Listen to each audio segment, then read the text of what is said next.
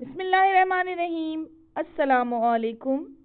उम्मीद है कि आप सब खैरियत से होंगे। क्या आप जानते हैं कि बच्चों का रोना और मुंह से पानी का टपकना इनके लिए फ़ायदेमंद होता है?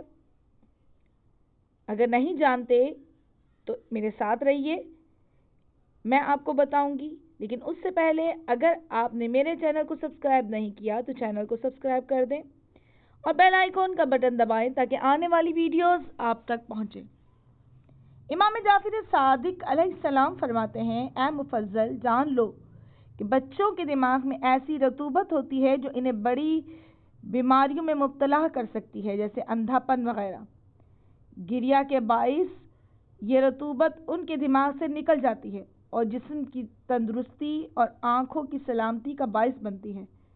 जबकि बच्चे के रोने के फ़वाइद वालिदैन के लिए मख्फी हैं, लिहाजा वो उसे खामोश कराने की कोशिश करते हैं।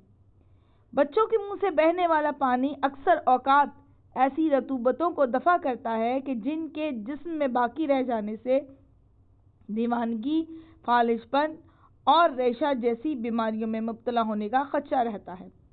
खुदाए अलीम ने इस रतूबत को बचपन में दफ़ा करने का इंतज़ाम किया है ताकि वह बड़े होकर सही और सालिम रहें।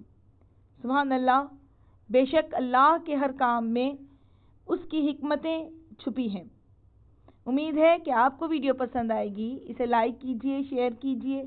मुझे इजाज़त दीजिए। अल्लाह हाफिज़।